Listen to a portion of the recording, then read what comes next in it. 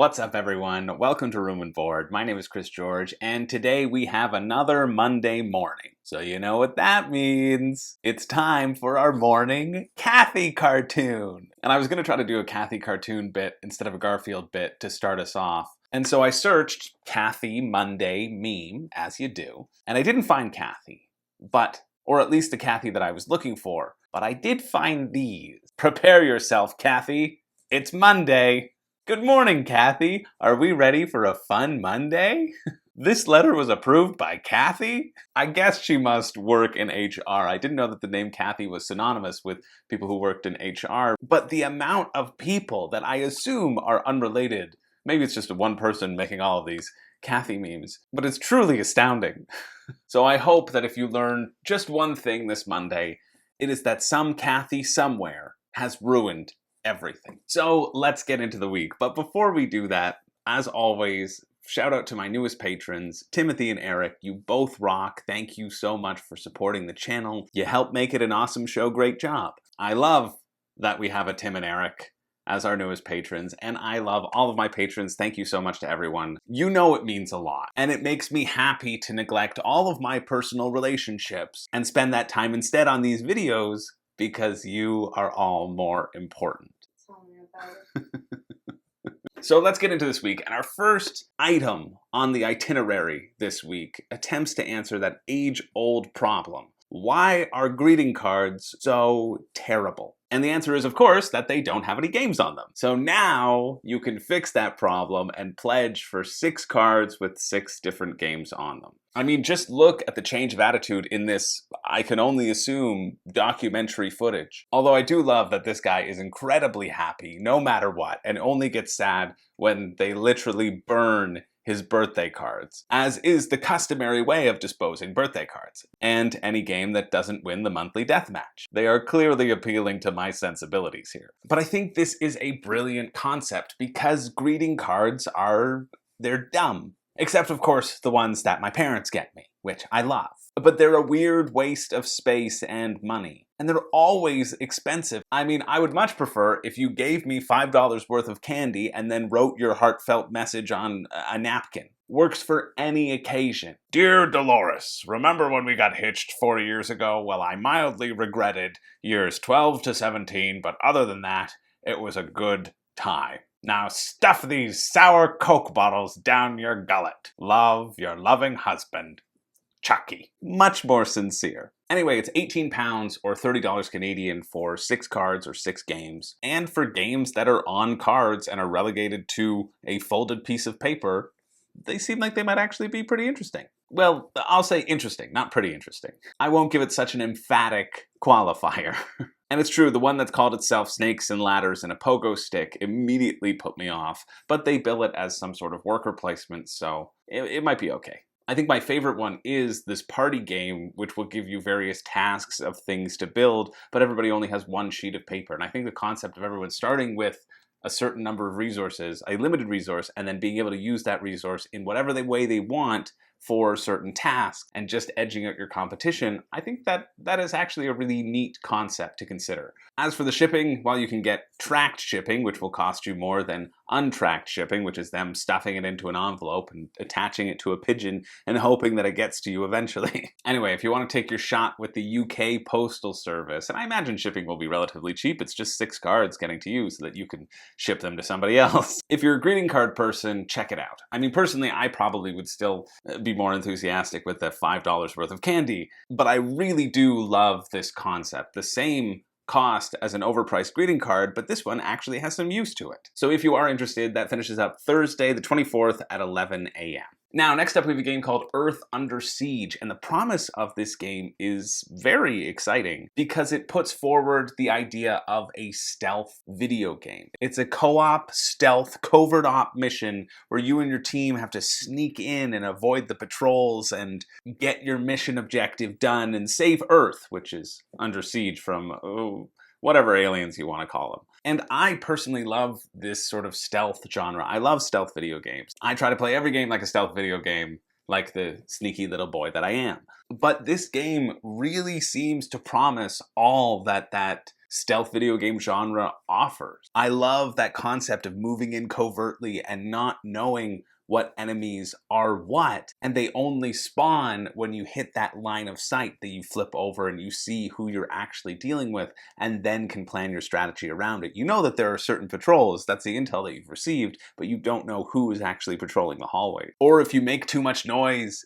the patrols will start to come looking for you, or possibly discover evidence like you've been there. I wish there was an option to hide the bodies, that every person you took out would leave a body and have to drag them into a room, but realistically, that would probably serve nothing other than slowing the game down for literally no reason at all. But thematically, I can't really think of anything else that really captures that feeling of a stealth video game like this game is promising to do. And that makes it unique and exciting to me. So you're going to take your actions through this action token system. When you need to move, you move a boot from the active to the exhausted pool. You move an explosion token to explode the contents of your gun towards the enemy. I think that's the technical term. Okay, fine. Those other tokens are actually called order tokens, and you use them for pretty much anything else other than moving or the free actions and reactions that everybody's allowed to take. But what is fun is that you can do a maximum of 6 actions on your turn, but you only ever get to refresh 3 of them at the end of your turn. So it's this balancing act of when do you spend those extra actions, which ones do you refresh. You can go in guns blazing and then completely hamstring yourself for the remainder of the event, or wait until the end to unload all 6 actions. And I think this concept, I'm sure there's other ways to refresh your tokens throughout to give you extra actions. This concept feels fun. And this bills itself as a campaign game. And I think it might be the wrong call. I think this is more just a scenario game. Like Zombicide, you have a number of scenarios and you can play them in order and there's some sort of story, but really, who cares? You just pick a scenario and you play that for the play session. And that's how I think this one is going to feel, but they do highlight that there are 20 scenarios and a campaign is going to give you around 12 of them. So you can go back and do diverging paths and do the different scenarios, and I guess that's kind of fun. And it's a pretty decent rulebook as far as work in progress rulebooks go. Even if they do make you go all the way to page 45 to figure out the difference between squad members and operatives, because you lose when all the operatives go down. So what does that mean for squad members? And really, it's just if you're playing with less than 4 players, they allow the excess characters to be squad members because each operative has their own little deck of cards which do unique things, and that just eliminates the need to 2-hand different sets of cards or 4-hand different sets of cards, and makes it so you only have your special abilities on one, and then the squad mates are just filling out the team. And I really like this consideration. I think that's a smart way of always having the same amount of characters to make sure that it's balanced while making a quality of life adjustment that I'm sure most players will appreciate. So it's a bit of a long rulebook, but if you've played any sort of dungeon crawlers, the mechanics should feel fairly intuitive to you. There's nothing super unique other than that stealth mechanic that they really highlight on the campaign page, and I think is the main draw for me personally. It is, however, very expensive. It's $120 US, which translates to $154 Canadian, plus at the very bare minimum, $30 extra shipping to Canada, and Canada is the cheapest shipping, which it makes me want to back it because I've never seen this, or I rarely see it, that Canada is cheaper than everywhere else. But it also means that with a $30 minimum shipping, you gotta really be in love with it. And yet it's still a toss-up because they've been very clear that they don't have designs for a retail run, and this is probably the time to get it if you are interested and if you do feel like it's clicking with you. If this does well, hey, they may do another run down the line, and they say it'll likely be more expensive too. So it's a tough call. I think for the price, you really have to be in love with it, and you really have to think that this will be an awesome game that will hit your top 10. So if you are interested, check it out. That finishes up on Thursday at 12 p.m., aka noon o'clock. Now, next up, we have a game called Rumors and Legends, and this bills itself as a reimagination of a classic deduction game featuring legendary cryptids and mysterious locations. And personally, I am always hesitant when I read as their tagline that it is a reimagination of a classic game. especially the classic games, because generally my thought is, well, I'm a big old snob, and most of what are referred to as the classics don't necessarily appeal to my own personal sensibilities anymore. And this one, if you watch the video, well, it's just Clue, with a smaller board and the ability to put doors in the way of people so it takes them longer to get to other places to ask clues. It's just Clue. But it does have some fun looking cryptid minis. So, I mean, I don't understand the quotes on the campaign page of people seemingly raving about this game, or why previews even need to exist for this one in the first place. Just say, hey, do you want a better version of Clue? Well, this is it. Thanks, goodbye. And I'm not knocking Clue. I actually like Clue. I like deduction, and that is maybe the OG deduction game. I don't know. And I'm glad that they've improved upon it, that this time you don't just roll to move, but you roll to determine what your action is. So you might move, or you might put a door somewhere. You might draw a random chance card. Sorry, rumor card. I mean, it seems like it would be a perfectly fine time. And I guess if you're doing paid previews, well, then you have to find something nice to say about it. I don't know. That to me kind of feels like your whole channel is becoming, well, commercials. And hey, maybe that's the business model. I mean, ideally, my business model down the line is to get paid for some videos. But ideally, my business model is to just pay me to move it up in the queue of games to reviews so that it gets out sooner.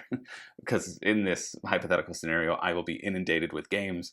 But certainly not if I keep speaking the way I do about them. But I'm going to keep doing it because I value you more than I value whatever one video would get me. I mean, I might be being unfair here. It just seems a bit unnecessary. But I mean, hey, I think for families, this might be a much more interesting way, or a slightly more interesting way, of reintroducing that classic game that you enjoyed as a kid. And capturing that feeling with your own children might be incredibly rewarding. And I do love that they emphasize throughout the video that, like, hey, this is for a casual gamer. That is our target audience. But if you are a hardcore gamer, well, look at our cool minis.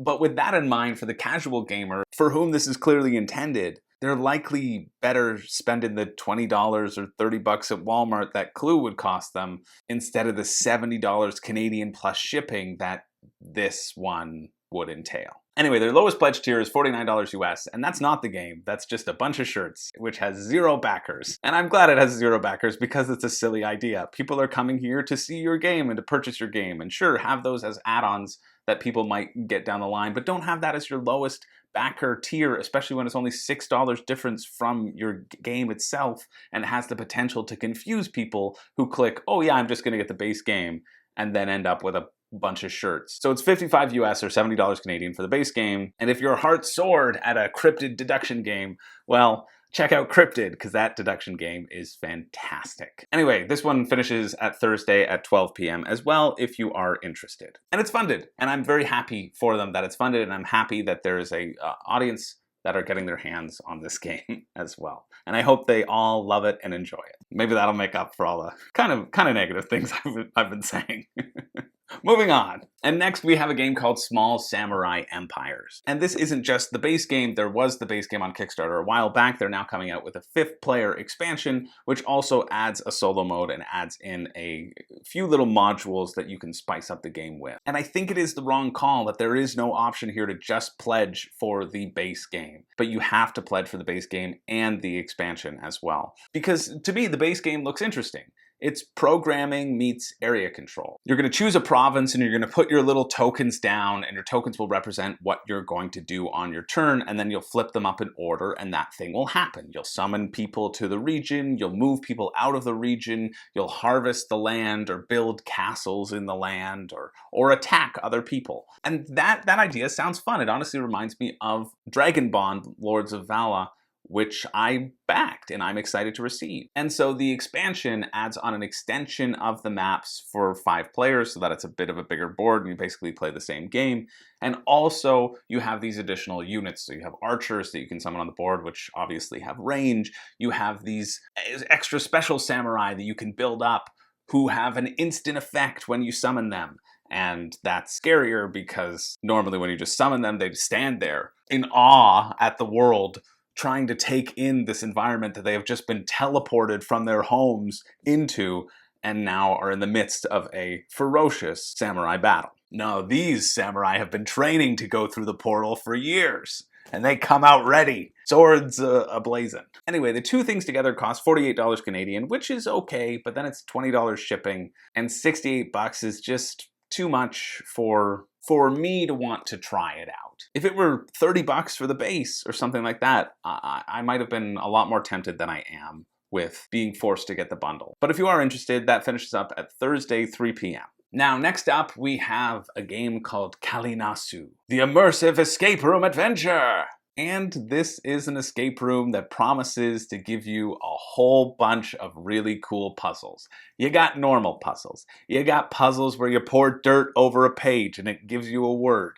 You got puzzles where you put fire over a page and it gives you a word. You got puzzles where you dunk a page in water and it gives you a word. But you also got web pages, realistic places to search online, Google map tracking. It's got it all. And it feels like they potentially showed us all the solutions in their video, but they have said that, no, these are just examples and the real puzzles, well, they're gonna blow your mind. But it is exciting that these are their examples, and yeah, I want to do all of those things. I want to pour dirt over something and see a word. Same for setting it on fire and setting it on water, as is the technical term. Drowning it. That's better. And so they said they've had a lot of feedback. This is their 5th one that they're producing, and people have returned. It's raised over $100,000 Canadian. So they seem to have a good track record. I mean, escape rooms are inherently fun, and you do still take a gamble every time, because to know much about them other than this probably is good likely will diminish the experience, because the experience is that discovery. I mean, hey, if you're looking for a web adventure, don't forget to check out webscapade.com and use the code Room and Board to get 50% off. I mean, or don't. I'm not trying to push it on you all. I just always am reminded whenever I hear about these adventures. And their use of the web pages reminds me of our use in Webscapade. If you missed it, well, the last time I talked about this, I said that this is a thing that myself and my neighbor, we created. He did all the puzzles and I did all the story for it. But only go to it if you're interested in the puzzle aspect of it. It's not like the money will go towards me. It literally would just go towards keeping the website up. But what's good about this one is that they also say that it is resettable, which I think is a huge bonus. And also, I don't know how you would reset the fire one or the water one, or what materials you'd have to use. And I am very intrigued and somehow believe that they might pull it off. But maybe that's just their video and their track record. I think they do have a good track record though. So it's good that it is resettable, because it's 45 euros or $63 Canadian plus the shipping, and that's gonna cost you a lot to get it to you, so at least you can give it on to a friend or sell it and make some of your money back. So that finishes Thursday the 24th at 3:06 p.m. And before we move on, the best line in the video, because they're trying to say that you can do it by yourself or with friends, you can do it alone or with friends, but the way it's delivered is, get your hands on this legendary treasure from Home Alone, or with friends. But I envision that it is actually a treasure from Home Alone, and honestly, Kalinasu, if you don't deliver, I will be asking for my money back. I want an artifact from the set signed by Macaulay Culkin that is also an escape room, and that is my final offer. Anyway, next up we have a game called Alice in Wordland.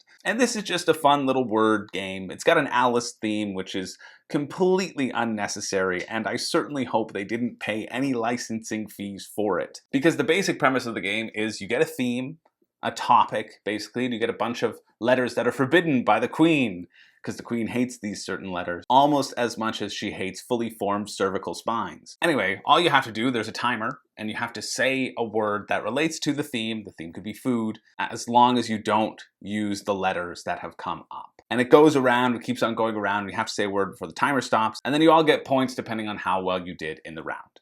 It's pretty simple. It's £10 for this expansion that just gives you extra events and a couple extra character cards. The characters all do different things, and you rotate them clockwise, so everybody gets to be the character every turn. So you all have a different little bonus. And then it's £20 for the base game, which would make £30 total. So of course the deluxe version is £34.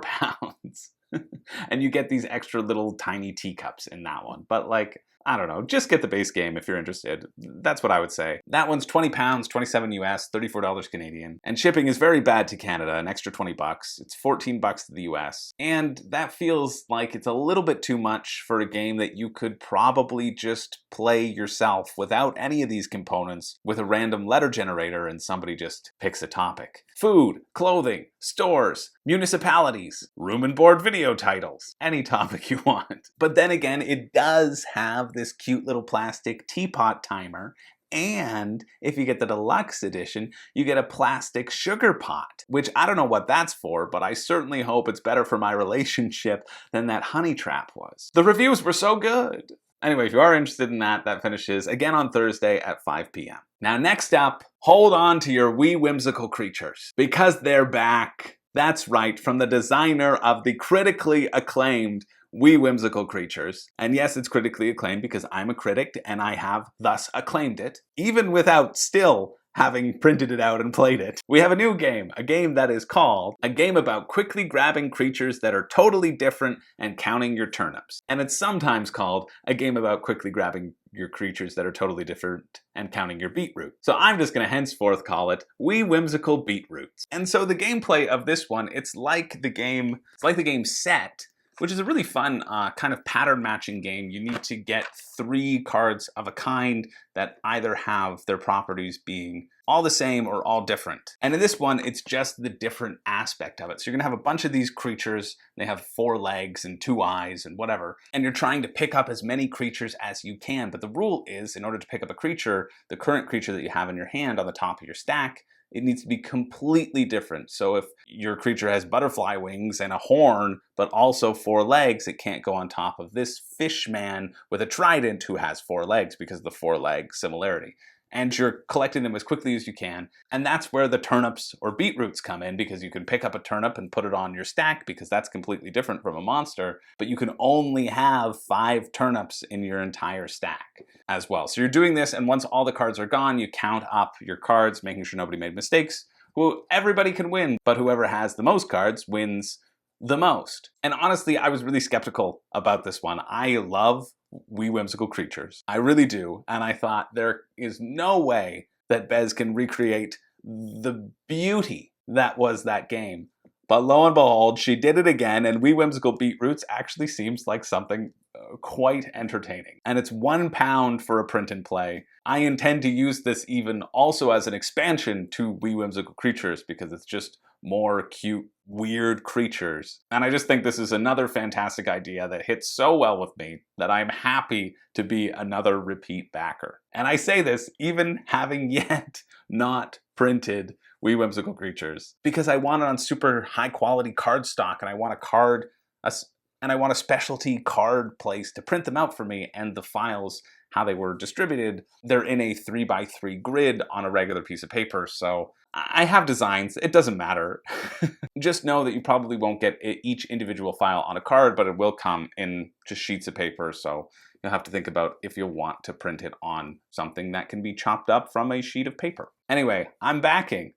Seems like I back everything. And that finishes up at Thursday, 6 p.m. if you want to check it out. Now, next up, we have a game called Illiterati, where you and your team are doing everything you can for literacy to survive, and the Illiterati are doing whatever they can for it not to succeed. Ugh, that was weird. And this is a real-time cooperative word game. So think cooperative bananagrams, where the game itself is ripping letters out of your words, which sounds incredibly frustrating to me, having just crafted my favorite word only to have it wrenched from my grasp, but it also adds another layer to this cooperative experience. And luckily, these sorts of penalties only happen after you get to score your words in the way that you want to. Because each player at the beginning of the game is dealt these 2 books, and these are basically the goals that you're trying to complete. And there'll be different colored letters that correspond with different goals. You might need to use 8 letters to make up words that would go into the food category, but you'd also need to use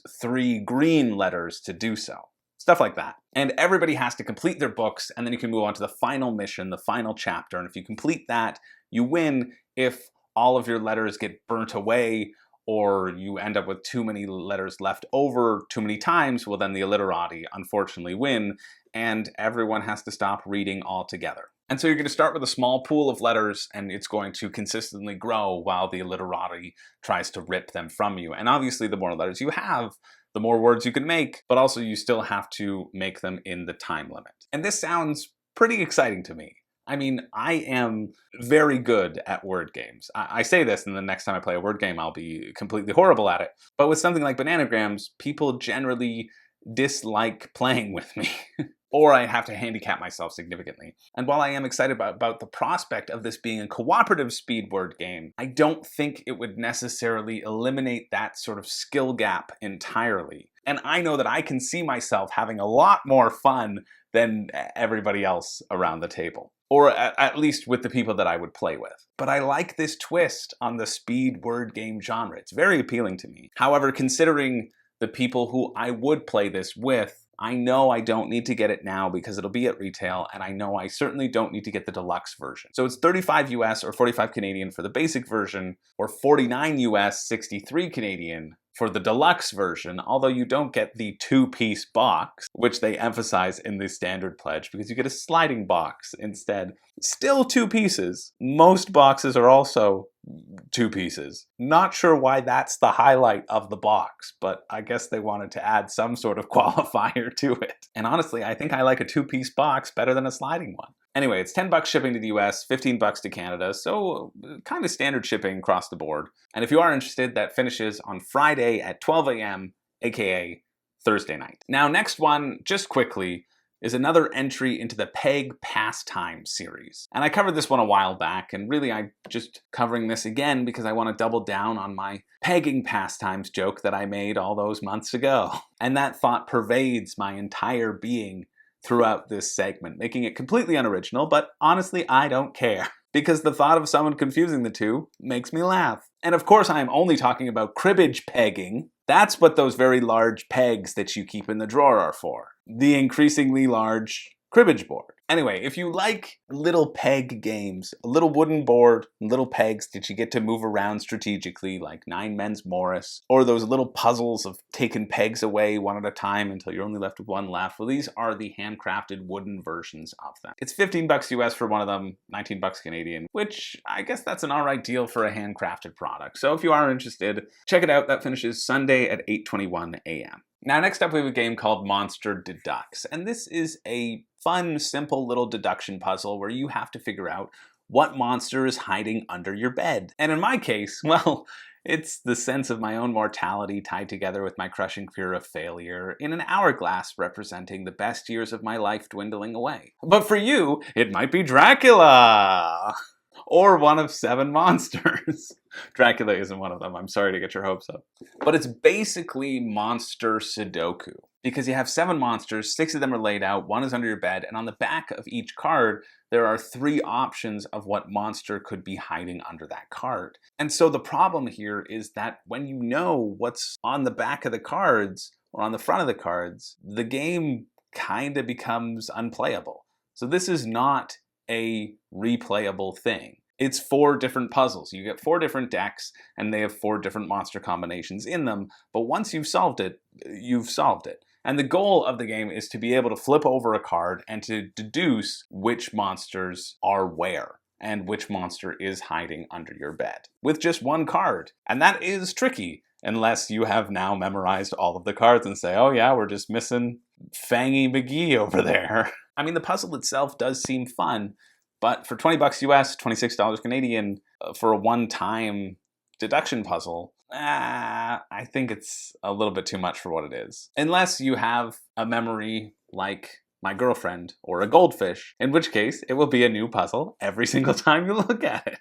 Anyway, if you are interested, that finishes up Sunday the 27th at 7:07 p.m. Now next up we have the AbCon bundle, and this likely will not fund, but I'm just bringing it up because I like AbCon. I donated to the 5th annual AbCon. I was thrilled to see the pictures of people having fun and playing games. Eric Lang was even supposed to show up. They got to that level of funding, but he couldn't because of travel issues, and so apparently they carried him around on a Zoom call, like that Community episode with the Segway iPad inmates taking remote classes. Anyway, there are 2 games here officially in this bundle. There's a game called Instant Sync, where 2 cards will be turned over. They'll have different words on them, and then you write down 2 corresponding words to those words, and you're trying to link up with someone else around the table.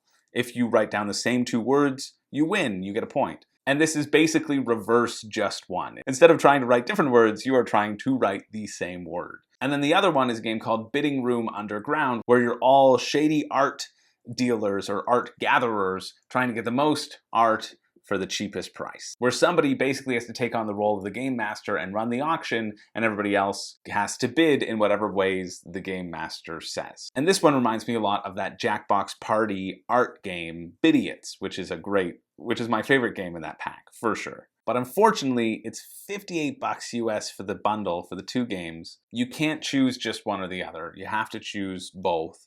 And there's no stated shipping cost. And while Instant Sync seems like something I'd be interested in, Bidding Room I wouldn't be, because you have to have a game master to run it, and I don't necessarily like those sorts of things. But also, they don't have shipping estimates. They say we're gonna wait until the shipping problem dies down, so you may never get your game if the world continues in the way that it is. But then they also say in a comment, oh yeah, we factored the shipping price into the cost, and yet that's not on the main campaign page. So it's a very unclear campaign page. They're also gonna throw in 2 extra games of print and plays, which you can only find if you look in the updates and not on the campaign page. So you're getting 4 games for this price, 2 print and plays and 2 physical copies. So I don't know. I think the campaign really needs to work on its messaging and clarity, and I don't think there's enough clarity here to warrant backing at the current time. And also because I would only really be interested in one game and not the other one. And I'm only half interested in just one as it is, so.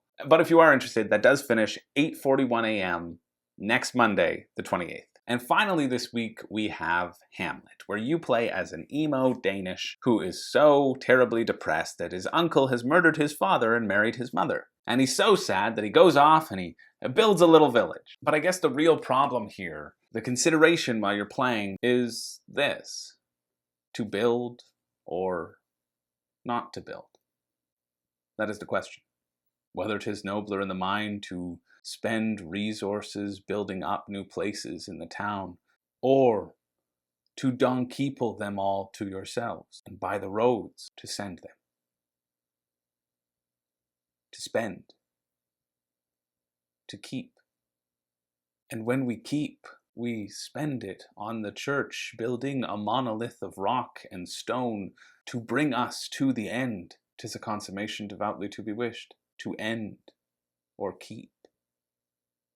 Or keep. Perchance to win. Aye. There's the rub. For spending it, why 'tis the only way to bring us to the ending of the game. And yet, through ending, well, we lose ourself. The church itself, it robs us of our name. For Hamlet's doth contain not of a church, 'tis for a town of great acclaim. And through this growth of our small tiny town, doth Hamlet die, in hope to find renown. Wow, that got pretty sad at the end there. Anyway, you're trying to turn your Hamlet into a town, abandoning the Hamlet name forever. And the scansion, if you notice. I mean, what good did the Hamlet name ever do for you anyway? You churchless, religionless heathen. Anyway, you're going to do that by expanding your hamlet, moving your workers along connected roads to get to different places in the map. I can't get out of the iambic. Moving your workers all along the roads to get to different places on the map. Transporting your resources cross regions with your donkeyples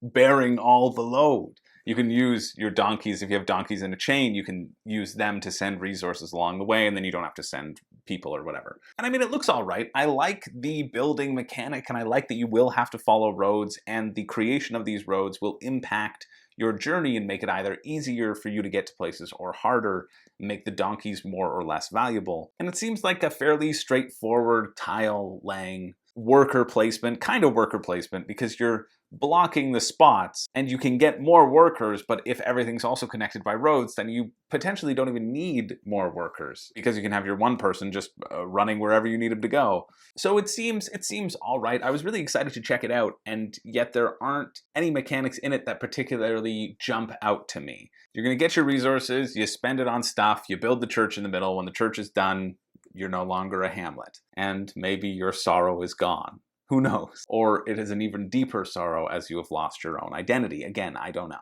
That's what it seems to be. But the price itself feels a little oppressive. It's 55 euros or $77 Canadian, and then it's an additional 15 euro to ship it. So you're looking at almost $100 for this deluxe edition of the game. And that is what it is. It is the deluxe edition. They are very clear that it will be cheaper later. Just wait for retail. You'll miss out on the metal coins and the little cardboard church that you're gonna have to figure out how to shove into the box.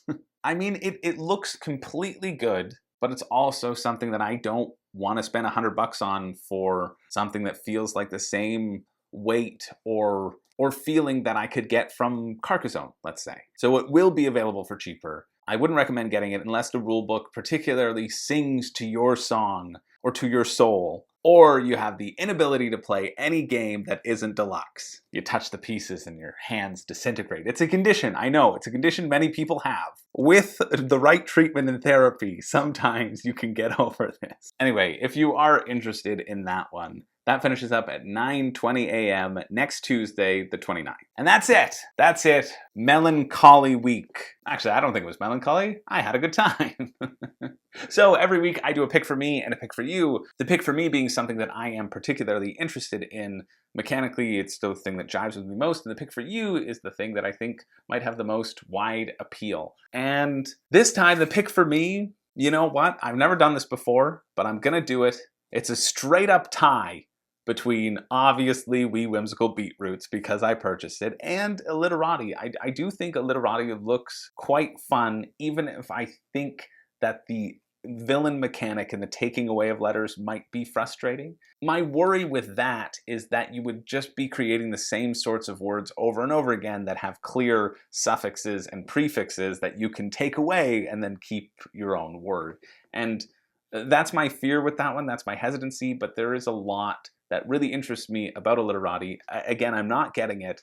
I may not even get it at retail because I know the people who I play with don't necessarily enjoy word games, but it is absolutely something that I am particularly interested in, which is why it gets my pick for me. But also, Whimsical Beetroots looks great. It really does, and for £1 as a print and play, you can't go wrong with that. I have not regretted the £1 donation that I did, the £1 purchase that I did for the print and play for all those wee whimsical creatures, even if I haven't printed them out. Just the thought of playing that game is well worth the $1.69 Canadian or whatever it works out to be. And I think that will be the same for this. Maybe I'll now hold off printing them and then print them all in one go. I don't know. I think it's so funny, and I just love the artwork in that as well. So check that one out. Check both of those out if you're anything like me. And if you're not, well, stay away from them.